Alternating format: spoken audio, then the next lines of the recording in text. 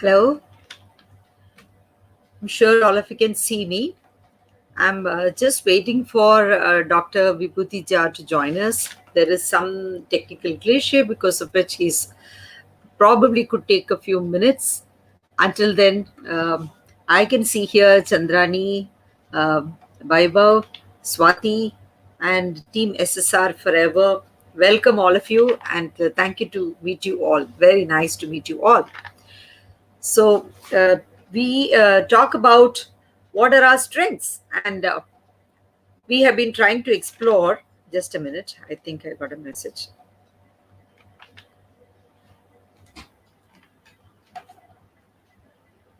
Just a minute.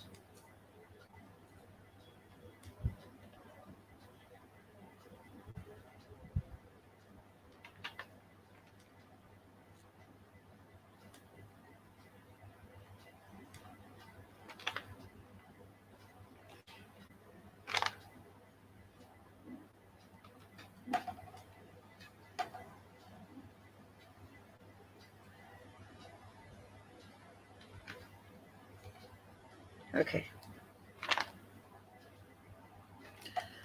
So there is some technical difficulty, and he may take some time to join us. But in the meantime, we all can talk about what exactly are our strengths.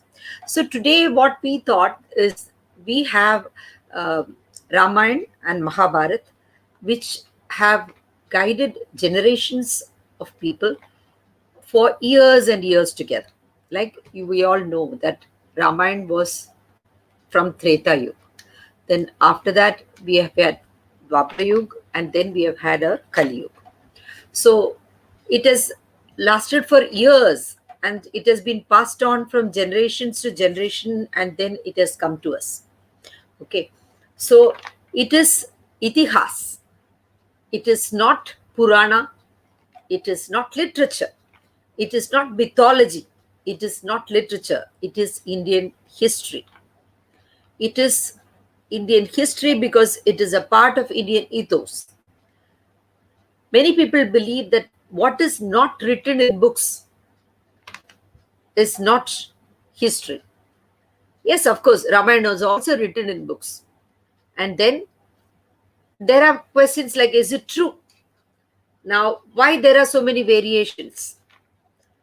Now, even if you read history, there are so many variations.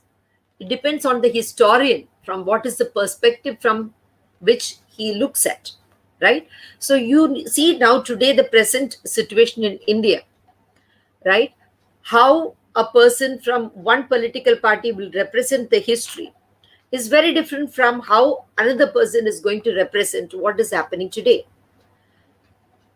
Same way, a person living in Maharashtra will experience something different, and a person living somewhere else in the same country will think about Maharashtra differently because he's looking at it from a distance. He's not experiencing it firsthand. Even first-hand experiences of people living in the same place differs so much. So definitely, when things have passed on from hand to hand from so many years, there has been changes. So you find that there are so many versions of Ramayana, right? There is Valmiki Ramayana, then there is Kamba Ramayana, then there is Tulsi Ramayana, there is Kashmiri Ramayana. There are so many variations of Ramayana, and each variation has included something of the local culture, because that is how the writer imagines, right? So how a particular function, say for example, how a particular festival is described, is was celebrated in Ayodhya, how it is being explained by say in Kambaramayana, and how it is explained in Valmiki Ramayana, or even the Swayamvara scene, they all will be different because people will look at it from their perspective. But the ultimate truth of what Ramayana stands for, that remains. What do we get to learn from Ramayana? That remains. We ought to be so proud of our history and of our culture. It has given us so much. It has been, something that has been nurtured by generations. and we have all received it in a platter. Instead of understanding the richness and the validity and the relevance of the lessons that we learn from Ramayana, if you go into nitpicking, finding out small faults, why is so and so's version like this, why is so and so version like this, and because of that, if we consider that it is not true, then the loss is ours. What is it that we can see from Ramayana? And what is it that we can replicate? What is it that we can apply today is something that we need to look into today. Just a just below, let me look into my co-host condition whether he can. Oh, sorry, he is not able to join today. Okay, uh,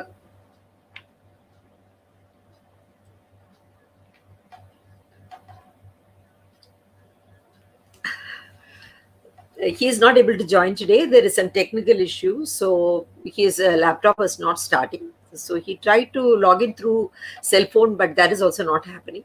No issues. So Ramayana is something so close to our hearts that all of us would love to talk about it and listen about it. Now, is it just a story?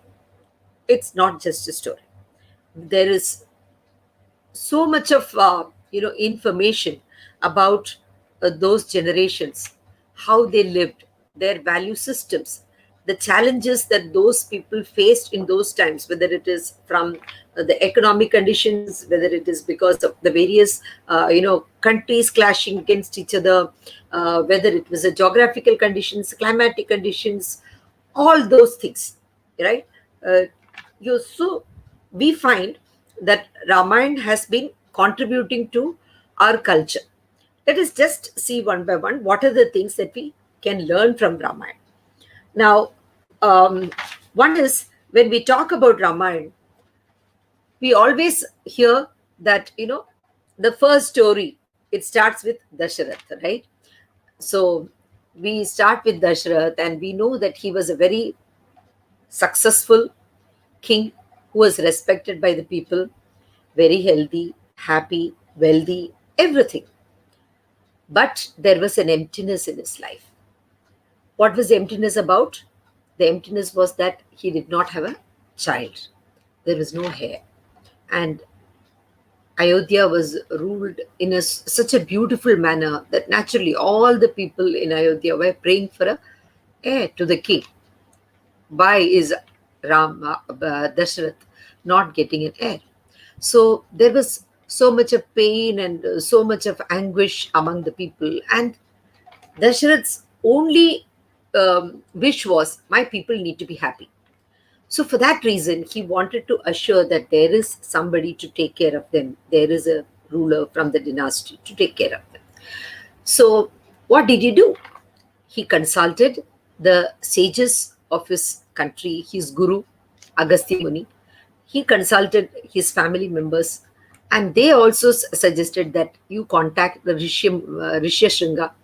So that is how finally they did the Yajna Ashwamedha Yaga, and then the Yajna, and then they finally got the 4 children. So that is how Ram, Bharat, Lakshman, Shatrughan all were born. Now, what do we understand from this? The most important thing that we all of us are moving today from. Today when Sushant passed away, the question was he in touch with his family? Was he in touch with his parents? There was even an accusation that he has been completely cut off from his family. He never was in touch with them. He never liked them. To that extent, the accused could go and give that accusation because it was not evident. But later, of course, we came to know that he was in touch with family. So family is an important root. However high we fly, it is very important to be attached to one's family, because there can be nobody who will wish for you better than your own family. And then there are your gurus. They know your strengths, they know your weaknesses. They know what is it that you can do. So they advised him to do the Ashwamedh Yag, knowing fully well that he will be able to carry it out. They knew what are the strengths that he has got, how much penance he can do, and so he advised him accordingly, and that is how he could go about. So whenever we are in facing some difficulty, a challenge, instead of hiding it from parents, instead of hiding it from people who are our well wishers, who are our gurus, who are our teachers, it would be better that we share it with them. It is not necessary that we have to implement every suggestion that comes from everybody. But what is important is we get different points of view, and we will be able to assess what applies to our situation, what we can work out, and we can do that. And we can be always polite and explain to others why was it not possible for you to implement whatever suggestions they gave, so that you can again go back to them, that there is no feeling of ill feeling. Don't leave it unanswered. Don't you I sought your advice, that's it. So don't do that. Go back to them and tell. So this is the first learning that we all need to feel, because nowadays more and more we find that the younger generation is becoming like cloistered into their own rooms. There is IT, there is a television, there is a cell phone, and there is a laptop, and there are games, and there are all the time people in the chat rooms, that people don't realize who is your own and who is not your own, right? People who are in the chat lines are sometimes talking very sweetly with you, that you do not even realize that they are not yours. And they cannot understand from where you come from, because they have not been a part of your upbringing. They have not been a part of your family. So what exactly is your being, they cannot recognize that. So whatever advice they will give, they'll come from wherever they are, not from where you are. So it's very important to share where you come from, with your family, with your friends, with people who have taught you, with people who respect you, people who always wish well for you, and who have no personal interest or no selfish interest in your well-being. It is very important to do that. So that is the first lesson that we learn from Ramayana. The second is, when Ravan goes for several wars, when Dasharath goes for several wars. In one of the wars, he gives a promise to Kaikeyi, right? And he gives another promise to Jatayu, who we meet very later in the story again. So Jatayu also fought in the war with King Dasharath, and he was very successful in helping Dasharath win many wars. He slayed thousands of people, and he was all over the field. And Dasharath was so happy with his contribution that he said, "You ask me whatever you want." So Jatayu said, "See, I don't want anything from you." So Dasharath said, "No, you have done so much for me. You have put your life at risk, and you did all this for me. So what is it that I can do for you?" So Jatayu said, "See, I don't have children. And if anything happens to me when I die, I want your child to do all the Kriya Karam for me, all the rites for me, perform all the rites for me. Will you do that?" So Dasharath laughed and said, "I also don't have a son as yet. But if I get a child, definitely I will see to it that he performs your last rites." And see, it happened. So this promise that he gave to Jatayu was given in all purity, and the request that Jatayu asked was also not selfish. It was all in all purity. He asked in a humble way, not because I have done this for you, I will ask you. Not that. He was really in need of some support, because he believed that those lost rights will help him, attain salvation, or attain mukti. So he wanted that to be done, but not because of any selfish interest. And Kaikeyi also saved Dasharath's life. And Dasharatha asked her, "Please ask for any boon that you want. Whatever you want, I am ready to." Thank you, Swati. Yes, we come to know several things as we keep reading. All my life, we have been learning. So maybe there may be small snippets which I may say that are new to you, but there may be many things that you know also already. But let us just explore together how it benefits us. Thank you, Venita, also. So now, Kaikeyi also helped save Dasharath's life. So Dasharath was impartial, just as he promised Jatayu, asked him, "What boon do you want?" He told Kaikeyi, "You have saved my life and I owe my life to you. So please ask me, what is it that you want?" Because she happened to, save the wheel of the chariot from falling off. So that is why he could, save his life. Otherwise, the enemy would have just defeated him. So that she could put the axle of the wheel properly, and that is why they could go back in the chariot fast. So then he asked her, but she was very smart. She didn't ask for something immediately. She said, "I don't need anything now, but when the time comes, I will ask you. At the time, you remember this and give me." So, what is the difference between that a promise that Dasharath made and what the promise that he made to Jatayu and the promise that he made to Kaikeyi? Both are promises and both were given in the war field. But one was given out of in a pure context. One was asked in a very pure context. So it came from a very sattva gun. Okay. Whereas the other one came from rajas. There we talk about three gun, right? So we get sattva gun, rajas gun, and tamas gun. So sattva is where there is purity. So he asked out of a pure, eagerness, which probably he would have asked him even if he had not helped. As a friend, can you do this help? He would have asked him. So it was not like a bargain. It was not like, I do this, so you owe it to me. It was not like that. It was a genuine, pure request, which came in a context. That's it. But then Kaikeyi was smart. So that was born out of attachment, a bond that he had with the Kaikeyi. So she could hold him to that bond. And so there was exploitation in it. So that is why it is from Rajas. It comes out of Rajas. Now, when you talk about Tamas, Tamas is out of darkness. So at the time when she told him that I will ask for the boon at the right time. Remember this promise. I'll ask for it at the right time.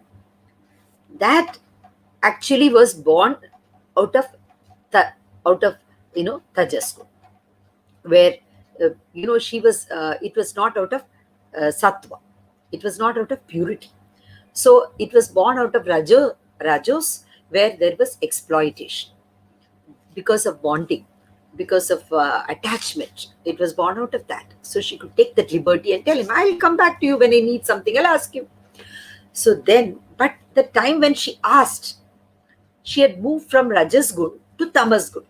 So Tamas Gun is something that comes out of darkness of the heart, darkness of the human soul. So by the time she was constantly in association with Mandira, and Mandira was constantly feeding Kaikeyi with negative information, with impure thoughts, poisoning her mind about Yashoda will become the first queen if Rama becomes the king, prince, and he becomes the king, and she is going to lose everything, and she is going to be just relegated to the background. Nobody is going to respect her. So she created fear and anxiety, jealousy in Kaikeyi. So at the time when she asked for the boon, her heart had moved from attachment to darkness. So that is when she asked for the three boons, and Dasharatha could not give it. So one boon which he gave to his friend, which was born out of purity of heart, led him to a better realm where he could help somebody, where he could support somebody in attaining mukti. Whereas the other boon which he gave to somebody, which was born out of attachment, and it was delivered at the time when the soul was very dark, and he had no other option but to give it. At that point of time, what happened to him? It led him to darkness. It immersed the country in darkness. The entire family became unhappy. The child Bharat also was not happy, nor was Kaikeyi after she asked for the boon and it was given to her. So the entire Ayodhya was drowned in darkness because of this one wish that she asked for, because of this one boon that was given. So The most important thing that we need to remember is when people help us, we are overwhelmed with gratitude, and we want to do something in return for them. But we must always understand that people do something for you, not always because you have asked for them, but also because of certain situations that could have facilitated them to do it.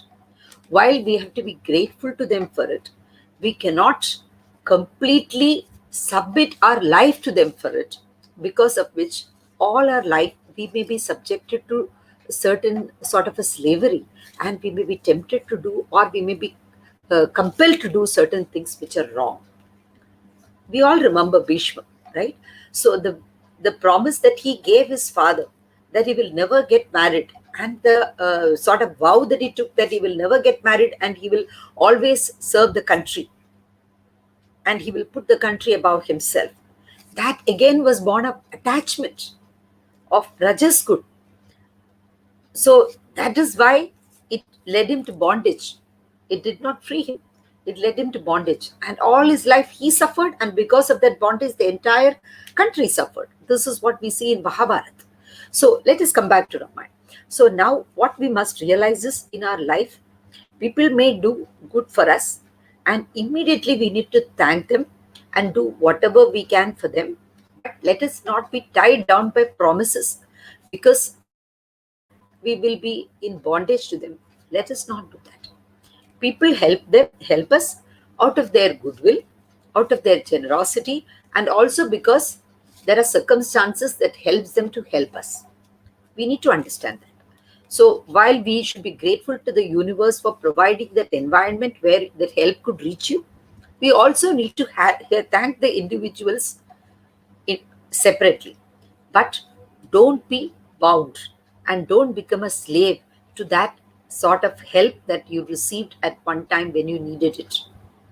Always look for an opportune time when you can help somebody on your own, but don't be bound by a promise. That is the second thing that we learn. The third thing, now we were discussing about Kaikeyi and Mandira. It is very, very important to realize whom we are associating with, the kind of people who we sit with, the associations. So very often we realize, when we are sitting with certain people, they are all the time talking about the good books that they read. Then you feel like reading those books. People see who have seen movies, they discuss it with so much of they discuss with so much of understanding, critical analysis. Then you also begin to realize there is so much value. It is not just something that comes out of the eagerness to make money, but there is so much of creativity, there is so much of depth in their thinking. Years of hard work has gone into creating that script, and that all that we realize. So what the kind of conversations that you have with friends, that determines the kind of people with whom you will associate. The kind of people who associate determines the kind of conversations that you have. The kind of conversations that you have with people also determines what kind of action you will get. Because finally, action is character, behavior is character. It's not your thoughts. Finally, what you do, right? Your thoughts lead to your behavior, your feelings, and your feelings make you behave in a particular way. And it is that behavior that becomes a habit, and habits become character, and character is destiny. Finally, your destiny, your success, your failure, your happiness, everything is determined by this, the simple thing which is thought. And the thoughts are influenced very strongly by the environment in which we are, the human environment, the people with whom we are, right? So it is very, very important that we remember to keep good friends. Now, the recent case of Sushant, all of us are aware that he trusted so many people, but many of them betrayed him. He did not understand. Probably he was so lost in his academic pursuits. He was so credulous. He was so innocent, that he did not realize the plots that were going on behind his back. He was so gullible. So that innocence did not receive the reward that he should have got, all because of his friends. So it is very, very important to realize that, you know, like the lotus that blooms in mud and comes out, and yet it is able to go up beyond the mud and shine in all its glory. That is the beauty, the how the lotus spreads all around and spreads its beauty, right? And attracting bees. All that happens because it is able to come out of the mud. So we should be able to dissociate ourselves from friends who are not doing good for us. So that will happen if our awareness is strong. So it is very important to build that awareness. And if people are feeding us negative thoughts, also look around and see if it is the truth, right? Don't be, don't just go by believing people who say something, right? If somebody said that, okay, here there is nocturnal elements, there are supernatural elements, and so we should shift house. If he believed it, he could have probably checked with, if Sushant had checked with his neighbors, probably he would have come to know that there is nothing like that. There are no nocturnal elements. There is nothing supernatural in his flat. He wouldn't have probably shifted from his flat and moved to another flat. Sometimes we are separated from people around us. We think that we are from a different world. Probably people around him were not from the film world. So he felt he probably kept odd hours. So he was not in touch with them. But when we take major decisions, it is important to ask people in the vicinity. Probably that would have given him an idea. So that is very, very important to realize that we should be in touch with. Yes. Yes, Vaibhav. Yes. So it is very, very important to keep in touch with people around you. That is something very important. So, another thing, the third thing that we realize is when we go through Ramayana, throughout Rama's life, it has not been a life full of, hunky dory. Just because he was born in the palace, he was not always, living a life on the bed of roses. At a very young age, he was taken to the forest so that he can learn archery, he can learn all the, he can help the various sages performing different kinds of pujas, right? Because there were different demons who were coming and destroying the efforts of the various sages who were doing pujas for the betterment of the country. So it becomes necessary that the Kshatriyas, that is people from the royal family, they need to go there and help the sages perform. So at a very young age, he went to the forest along with Vishwamitra, and he had to, tackle Tadaga. So he had to, destroy the enemies of peace and prosperity for his nation. So it was not an easy thing. So at a very young age, he had to do that. Then he becomes a king. He marries Sita. His brothers also marry all the sisters. They come back to the kingdom. He becomes the king. Then immediately he's thrown out of the country. He has to go for 14 years into the forest.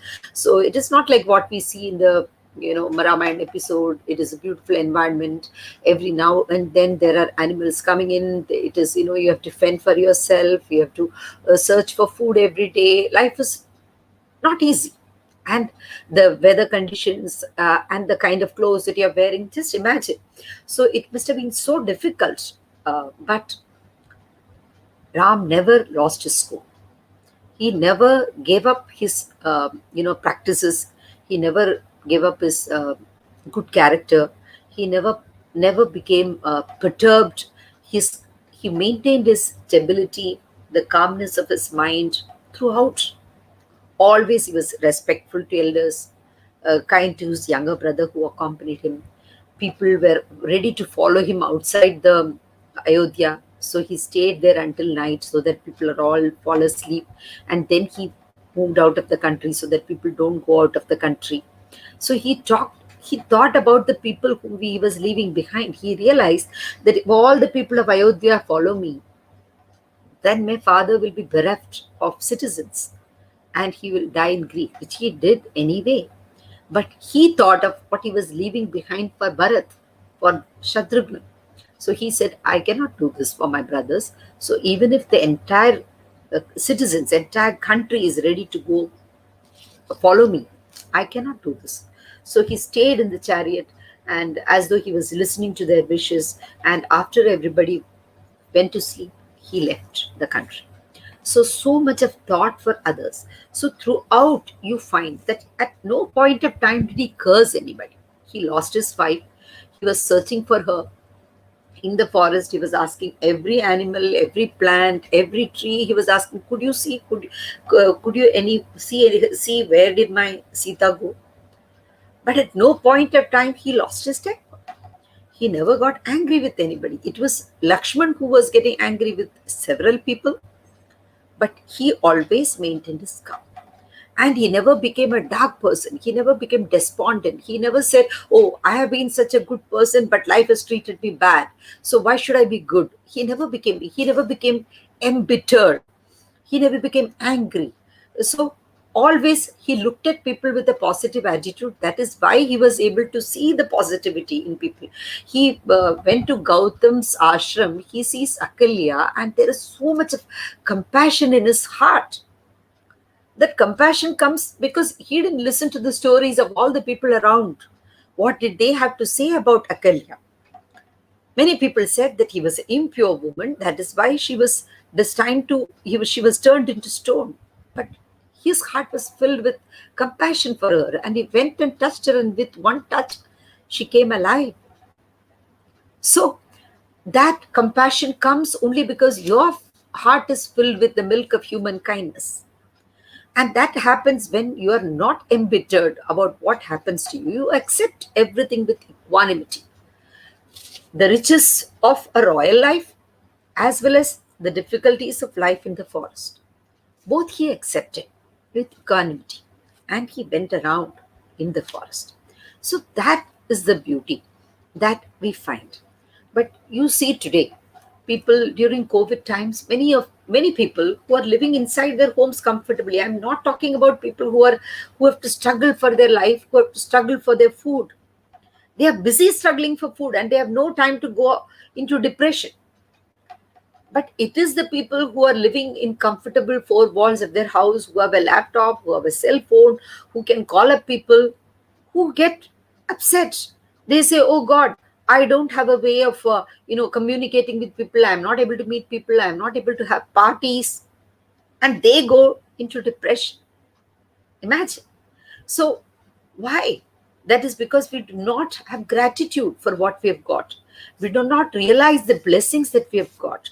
So accept good things that happen to you, and accept also the bad things that happen around us.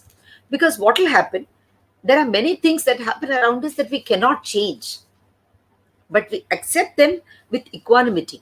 Then what will happen is, when we accept them with equanimity, we'll have the presence of mind to face them. We'll be able to come up with solutions as to what can we do next. Instead, if we get upset about it, then we are not able to, we are either in a fight or a flight mode. We are not in a mode to think. We are not in a mode to consider the various alternatives which are open to us. So it is very important to maintain positivity, have belief that something good will turn up. And when you have that positivity in your mind, you will be able to think of different options, and you will be able to make your choices. So this is what the entire life of Ram itself shows us. So this is another thing. So accepting adversities calmly. Because very often, there are situations that we cannot change. Could we have done anything to combat this COVID before it came? Nothing. But after it came, how we faced the situation made a difference to how India faced its challenges, and how so many other countries went on the curve, lower and lower down the curve. How we were able to combat and come back. So that is something very, very important, that we need to keep our presence of mind. And then the next thing, what do we learn from Bharat? Bharat comes running behind Ram. He comes and requests him, please come back to the kingdom. Whatever mom said, Kaikeyi said, is not my wish. It was her wish. But I want you to come back. But Ram says, no. I have given her a promise that I will be here for 14 years and I'm going to remain for 14 years because I have to fulfill this promise. But at the same time, he's so considerate of Bharat. He understands, he has no suspicion that it is Bharat who has insinuated this. He knows his brother so well. And so there is no bitterness about Kaikeyi when he talks to Bharat about it. He says, my respect to mom, go back to her. Don't cause her any more distress by asking me, to come back. There must be a reason why she did it. So please understand from where she comes from. She probably cannot share it with us. Respect that. Go back. Then Bharat says, no, I'm not going to go back and then rule it as king. But give me your paduka. I will take your sandals and I will go with them. So Ram gives him the paduka, and Bharat takes that paduka and goes back to the kingdom with that paduka. Now, what happens? So, what does that show? One is respect for one's own commitment. Whatever the circumstances, he was not tempted when Bharat said, okay, I have an option to go back. He didn't do that. He said he was very clear about what was the mandate that he has accepted from his mother, Kaikeyi. And that is why he has come out. So he accepted that. And then but at the same time, there was no bitterness. And he very politely explained to Bharat. And look at the humility of Bharat. So the most important thing that we learn from Ramayana, from Bharat's behavior, is that we need to do, whenever we do some service, do it from the point of view of seva, not that I'm doing it. So he did not say that, okay, I will go back and rule the kingdom on your behalf. He said, you are ruling it and I'm just keeping the paduka. And as per the wisdom that this paduka is going to give me, that is how I'm going to rule the country. So he kept that in his mind. So complete seva bhav, that is what we need to do. So why all this fight among SSRians? Because I am doing it. I am doing it. Everybody thinks I'm doing something.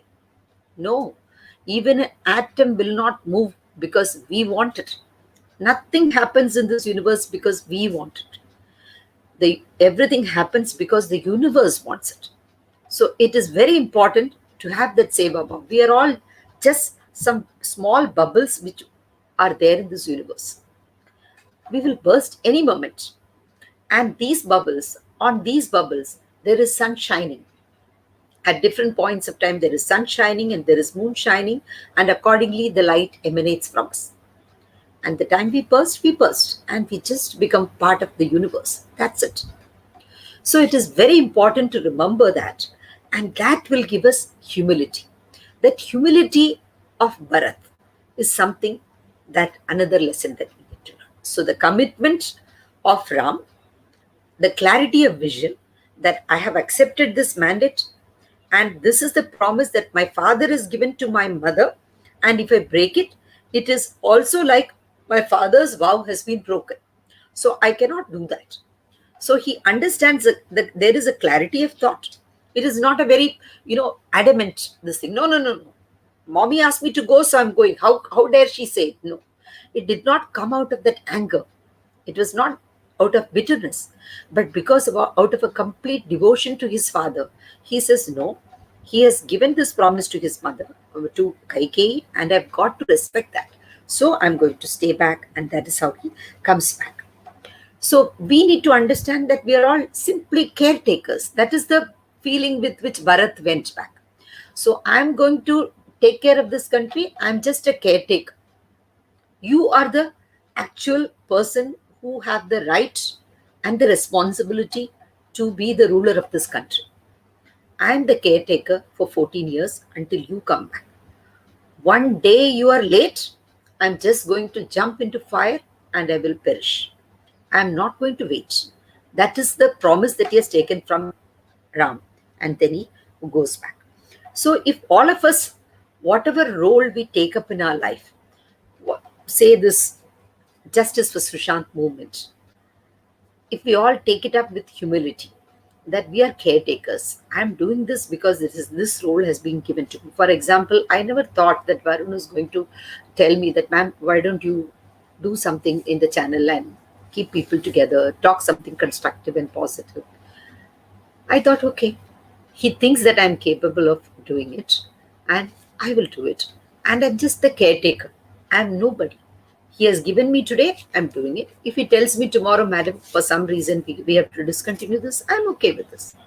Because we are doing our part as we are meant to. Not because we want it, but because it is meant to happen that way.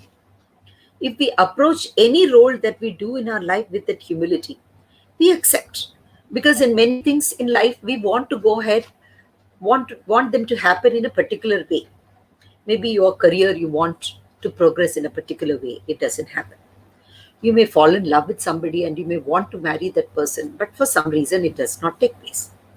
You may want to marry in a particular style, that marriage doesn't take place. There are one of my students, she was looking to get married for a very long time, and somehow the partner was not happening, the marriage was not happening. Her parents were also very upset. Just some 5 to 6 months before COVID, she told me, ma'am, I've fallen in love with a boy and he happens to be very good and we plan to get married. I said, lovely. Have you informed your parents?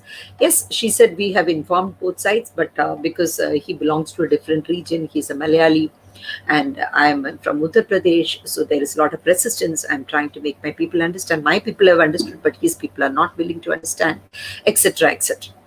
So this was going on. Suddenly, COVID came.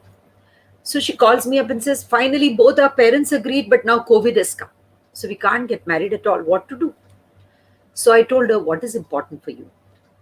Is your togetherness important, or is your marriage in a five-star fashion important to you? Choose one of this. So she said, I want to get married and be with him. I am already 35 and I've waited for a long time. Now I just want to get married with him. I'm not interested in a huge marriage and all. Then okay, convince your parents, they will understand. So she just called a pandit, and within the four walls of the house, people were watching it in Zoom, and they had a marriage around the agri. That's it. Now she's already expecting a baby. So, very often, that is why there is this proverb, man proposes, God disposes. So whether you call it God, whether you call it universe, whether it's natural forces, whatever it is, things do not always go as we planned. But still, it is very, very important to accept that there is a larger scheme of things. And that scheme of things perhaps knows what is best for you. At that point of time, we are depressed. We may feel, oh, for a minute, we may feel um, that everything is going, I'm swimming against the current and everything is going against me, etc., etc. But it's very, very important to remember that there is a larger scheme of things, and that perhaps knows, the universe in its wisdom knows what is good for you. There are sometimes many things that happen to you that when you look back, you're so happy that it happened the way it did. At that point of time, you do not realize. You feel as though all doors are closed. You feel as though you have been left derelict. You feel as though you have been orphaned. You feel completely depressed. But then a turning point comes in your life that you never experienced. And even when the turning point happens, also you may not recognize that. But then later you realize that this has happened for you. So many things happen, and we all think that we are the doers. No, we are mere caretakers. So if we have this humility in our life, then life becomes very easy to roll by. That is something else. Then another important learning that we get is from Jatayu. Now, Ram goes to the forest and then he loses Sita, right? And how did that happen before we come to Jatayu? When Ram had gone, Ram and Sita are sitting there, and there is a golden deer. And Sita is tempted by the golden deer. She doesn't realize that it is planted. It is very easy to, in hindsight, to blame Sita. Why did she ask for that? Okay, doesn't she know that there is no such thing as a golden deer? No, something may look beautiful, golden, So she wanted to have it as a pet. Perhaps there were a lot of small creatures that they were looking after in the cottage where they were staying, in the ashram. So probably she thought that also looks so beautiful. Why can't we have it? They have also not been always born and bred in the forest. Every different region, as they keep moving, they see different animals. They were not aware. She was not aware of the flora and fauna of that particular of every region in the forest, right? As and when they went, they saw different asuras coming, demons coming. Did they ever imagine that there were such demons there? No, right? So many new types of birds, new types of animals. So she must have thought, okay, it is something new. And she asked him, why can't you go and get it? Please get it. So she wanted him to just go trap it and bring, so that they can just probably keep it in the ash. So Ram also went. And when twice she heard the voice of Rama shouting for her, in anxiety, she told Lakshman, why are you not going? Is there anything, any lust in your heart? That is why you plan to probably, win over me? Probably she should have never uttered it. Yes, today we'll say that. But at that point of time, probably she was so desperate. Probably a woman's instinct. She was, generally women are very, very careful around men. And in those days, more so. So probably that is why her antennae went up at a wrong time. So she said it. And the same woman who distrusted her own brother-in-law, who has been taking care of them day and night, who never had a wink of sleep. A beautiful lesson from Lakshman, how he left his wife Urmila and came. The height of sacrifice. And to that person, she just said it out of anger. What are you thinking? You think that you can marry me or you can live with me or anything, something like that. And so he went away. He was so perturbed. He couldn't bear to hear it. What are you saying? And then he just went into the forest looking for his brother. He has always looked at her. It is said that he never even has seen her face, because he always used to look at her toe rings. So that is how he recognized her. So that was the beauty of their relationship. And that same lady, just after he left, within minutes when Ravan comes, she trusts him. Why? Because she's so desperate. Oh God, my husband, something must have happened to him. Now my brother-in-law has also gone. I'm alone in this forest. God, please bring them back alive. Please bring them back alive. And when she's so desperate, when a sage comes to her, she feels, okay, let me do some small punya. Maybe that will save both my husband and brother. So that makes her lose her presence of mind, and she crosses that line, and then she's abducted. So very often we are swayed by emotions and we do not think deep about what is happening. So two lessons very strongly at this point of time. One, about our relationships. When something happens, people who have been with us for years, when they do something, instead of suspecting them in their motives, probably we should give it a thought, deep thought, give more opportunity to see if our suspicion is right. And only when there is a reason to believe that something has really gone wrong, then do it. Otherwise, always give benefit of doubt to people whom we have trusted all along. Many times in my life also, I have been duped. Friends whom we have trusted sometimes don't live up to the trust. But that doesn't mean the next friend also you mistrust. No, you always give every relationship its due credit, its due respect. Just because in one relationship you have failed doesn't mean that the next person who comes in that relationship also will do the same thing. Trust. Totally give yourself, submit yourself to that relationship. That is very, very important. So that is the beautiful lesson that we learn out of Sita's behavior with Lakshman. And the second, again with Ravan, the trust, the emotionally how she feels, oh God, maybe this sage, if I give him some alms, both my husband and my brother-in-law will come back safe. And she went out. So always be calm.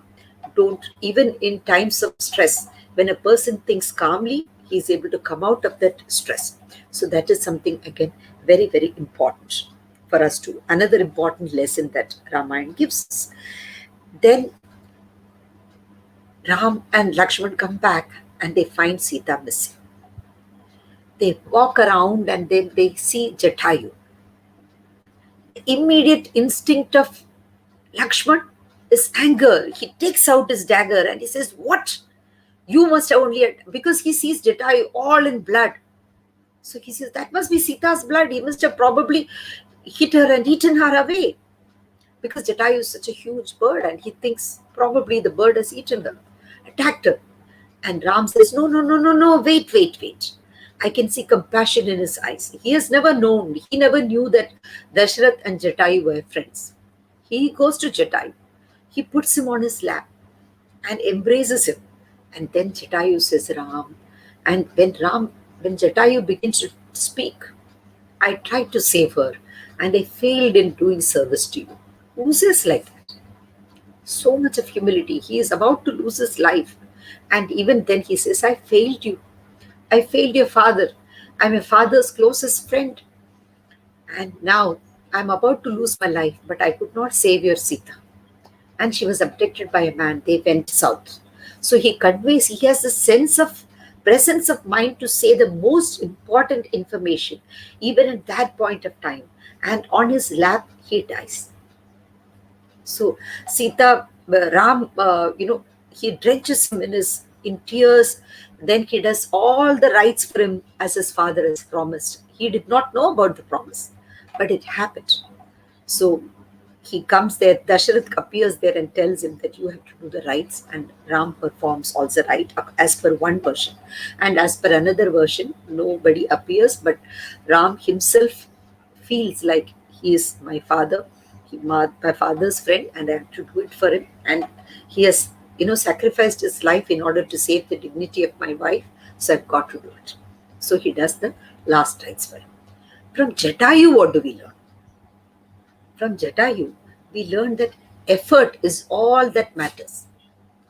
Success, the outcome, does not determine the value of the effort that you put in. The effort, whether you did it with sincere, what is the intention with you put in that effort? The sincerity with which you put in that effort. It is that which matters, not, whether the outcome was as you desired. The outcome is dependent on so many factors. Very often now when our children are studying, we say, "Oh, you said you studied for 4 hours. I don't care. Where are the marks?" Never talk to our children like this. It is important for us to monitor, to stay with them, to see that they have put efforts in the right direction, applaud them for the efforts. It is possible that at that point of time they forgot. They became nervous. The question paper was difficult. Or right at the examination hall, they fell ill. We do not know anything. Or the examiner who went through the papers at that point of time, he was not paying attention to the answer. It could be anything, or a clerical error. It could be any of these things. But we don't give that. We tell the children, "Where is it? It's not showing in your paper. What is the point of all that effort?" Never. So in corporate life, you go to work. Oh, what is the use? You sit up to 10 o'clock and work, but I don't see the Excel sheet right in front of me now. What is the point? So what challenges came up? Technical difficulties? Did they have all the data? We don't look into all that. We just say, "Where are the results?" You went yesterday for a sales call. Did you get it? Did you get the sales order? No. Then what? Right? So if we always pay attention to only the outcome, that means we are interested only in the numbers. We are interested only in the balance sheet. We are only interested in the top line and the bottom line. We are not interested in people. As long as organizations, families, organizations, everything starts from family, right? So if family also always looks at the outcome of somebody's work in terms of money, right? Money is important, but as long as you're putting effort in the right direction, keep on encouraging the person. Probably the person can work more smartly if you work along with them rather than fight. So do that. Be with them. support them, encourage them, be their think tank, brainstorm with them. That is how we encourage people, whether it is in your family, whether it is people in your team, in your organization, whether it is in a country. So, even if people also in the country, they'll say, always, we are only interested in the economics. What is the GDP of the country? What is it that you have achieved this in so many years? That's what we are asking. Right? So, how the value system of the people has changed? Have people begin to think that I'm proud of being an Indian? Has the image of people about themselves as Indians, has it changed? These are such important questions. Is it strong? Are they really proud of their country? If you are proud of your family, then you won't allow anybody to speak ill of your family. If you're proud of your organization, then you won't let anybody speak ill about your organization, nor will you resign there at the drop of a hat and go. Similarly, if you're proud of your nation, then you won't allow antisocial elements to corrupt you. But that pride comes from the belief system that we have. The belief system is that people are more important and not money, not economic or financial status. If that is the only way that we look at, if you only look at the outcome and not the efforts, then a family can never progress. An organization cannot achieve its goals, because ultimately, when people are disintegrated, then everything goes down the drain. And so does the nation. Now, we see recently the leadership of the country has got such good plans for farmers. For years and years, farmers have been committing suicide in this country. Why? Because the policies did not work. Now, new policies are about to be enacted. They were passed in the parliament. And then suddenly, when it is coming to be implemented, at that point of time, after all the debates happened in the parliament, people kept quiet. And when it is about to be implemented, at that point of time, people raise objections. Not when they had all the time. And how are they raising objections? Raising objections in all unlawful ways, blocking the roads, and also getting support from people outside the country, from antisocial elements. All kinds of things are going on. We all know it. That is because people are paying attention to only the negative things. People are paying attention to only the money that they're getting.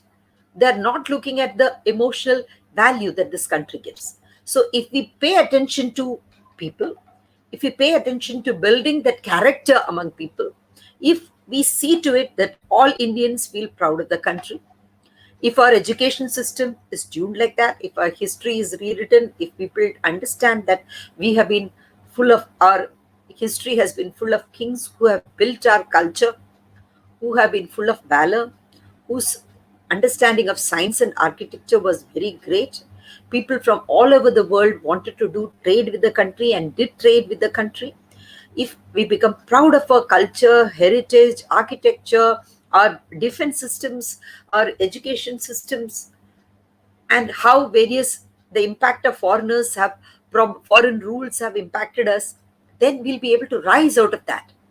And we'll be able to develop indigenous abilities, culture, and go back to our roots and derive strength from that.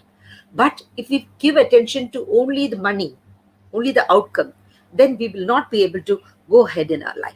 So it's another important thing that we understand from Jatayu is that pay attention to efforts. Are the efforts sincere?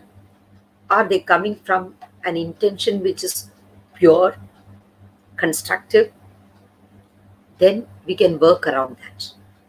The mode may be wrong, the techniques may be wrong, but if the fundamentals are right, then everything around can be worked out.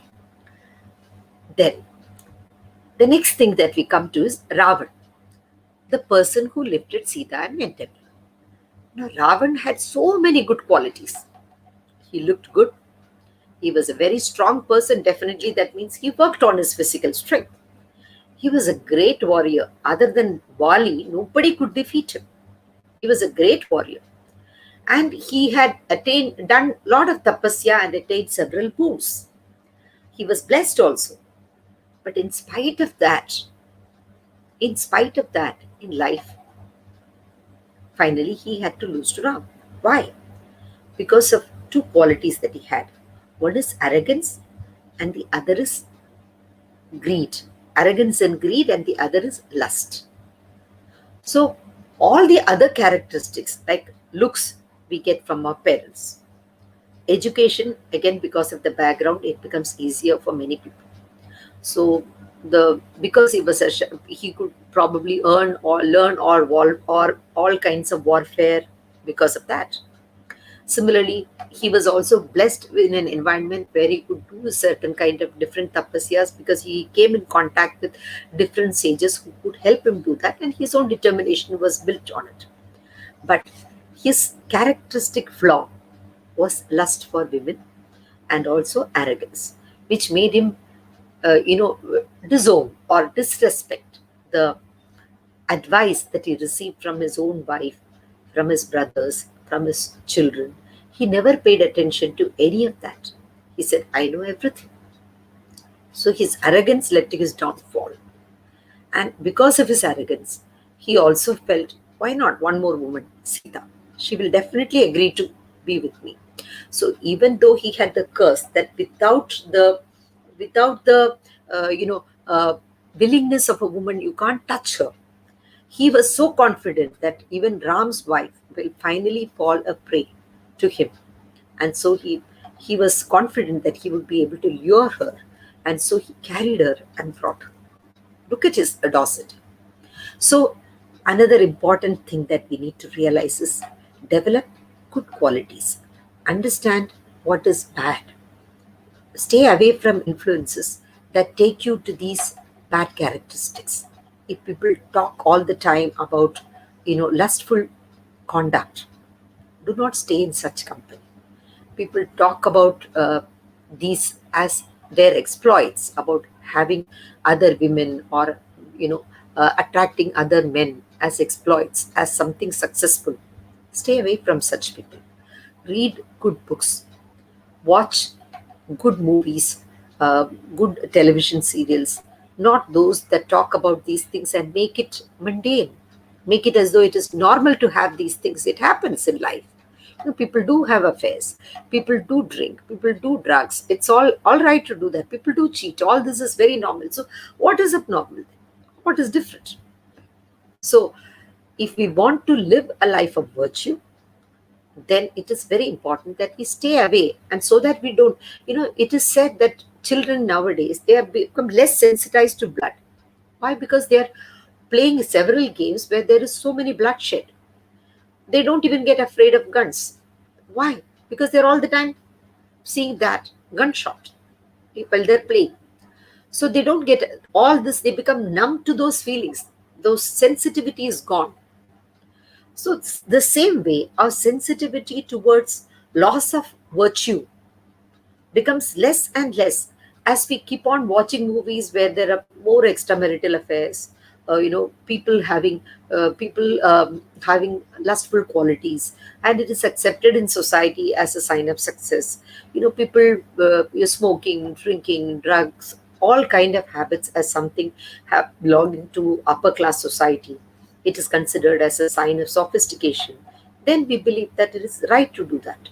Stop doing all that. Our culture doesn't tell us to do that. So, wherever possible, let us do that and try to be in good company. Then, also, another important thing that we learn from Ramayana is when Hanuman is about to cross the sea. He himself does not realize that he has the strength to cross the sea. It is Jambavan who tells him that you have the strength, you can cross the sea. So, very often, it is other people who tell us about our strengths. So, pay attention to what other people tell us and trust them. Try it out. Very often, you think that you cannot take a position. But if some friend says, probably you can try it out, why don't you compare for this function? Why don't you take up this position? Why don't you do this? Trust and follow their guidance, and sincerely believe that the suggestions that they give for you are for your good, because they want to see you in that position and they want you to succeed there. That is why they are giving you all those hints and they are giving you that support. So take it in good spirit, then we go up in life. So that is something that we need to look at. So and then the next lesson that we learn is Hanuman, he was about to go through the ocean, and it is a huge ocean, and there is a Parvat. And the Parvat says, why don't you rest for some time and then again cross the rest of the sea? He says, no, I am on a mission and I don't want to rest. So whenever we are on a mission, now we are on a mission, right? SSR, justice for SSR. Until we get it, we cannot rest. So, like this, we do take up certain missions in life. We have to see that it is succeeded, that focus in life, that consistency of effort will come in only if we are focused and we decide that nothing is going to let us drop off from that. Whatever impediments come our way, we will continue. That is something very, very important. Similarly, Lakshman, he remains awake throughout. So it is Ram who gets all the Ramayana, it is written, no Lakshmanaya. But Lakshman also stayed in the forest for 14 years, and he in fact stayed away from his wife for 14 years. But even then, he is the person who is completely devoted to Ram, and everybody has their role. So he understands that very well, and he's happy to serve Ram. So everybody cannot be a leader. So don't be unhappy if you are doing a subordinate role, and don't think that I am doing all the work and he's getting all the credit. Never. Whatever work you have done, it definitely adds to your personality, your strength, your intelligence, and that will help you in your life. So do not look at life with a short-term perspective. That is what this teaches you. And then when Hanuman goes to Sri Lanka, the first thing, he is not able to see Sita, and then he sits and meditates. So whenever we are not able to immediately reach something, get something, be calm, believe in prayer, believe in divine powers. They will all work with you to achieve the best for you. So please do that.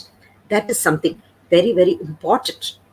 Then you are able to remain calm, and you will be able to understand the various forces that are working for you if you meditate. And the last thing that I want to do is what Hanuman did when he went around is the beautiful SWOT analysis. What are the strengths that Ravan has? All around him there is sea. How many mountains? How many people are there to protect him? He even sets fire to his. He goes even to the courtyard to see what kind of ministers he has got, what kind of advice is he getting. All that he sees and comes, and then he goes to Ashokavan and he sees Sita, who all are surrounding her, what kind of environment that she lives in. So he does a complete SWOT analysis, that is strength, weaknesses, opportunities, and threats. And then he comes back to Ram. So many beautiful lessons are there from Ramayana for all of us, and that is completely helpful for all of us. So I hope that I have given something useful today. Unfortunately, Vibhuti could not come with us and join us. If you have got any questions, yes, I really appreciate your coming together is key. Yes, Vinita, yes, absolutely true. And yes, corrupt minds very often. Yes, our minds get corrupt. It's very important to realize, who are influencing our people. Here there is, we are quick to copy anything that is new as if it is out of fear of not being online with the trend. We need our own culture. Very true. Very true. I believe in the culture and tradition of our nation. So many people from different nations have come and they've explored and they have learned from, say, Sanskrit, and different nations are learning Sanskrit. They are teaching because they understand that Sanskrit is the language of the computer, from where the computing language comes from that.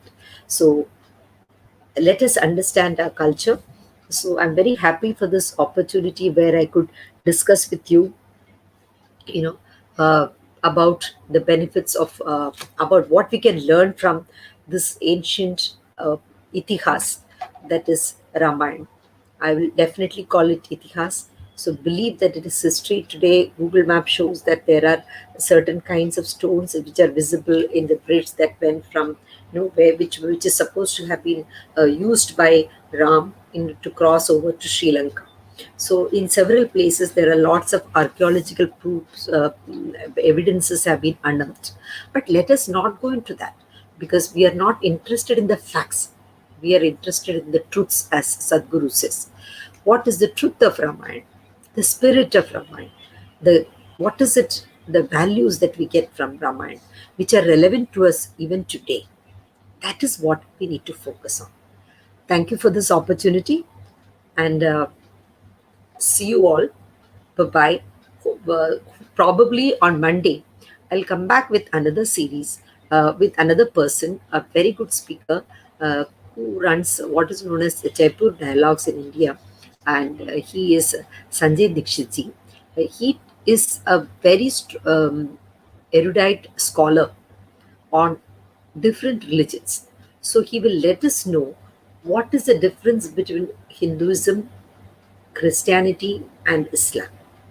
What are the various practices which are different? What are the belief systems which are different? Basic fundamental questions, because even those many of us do not know.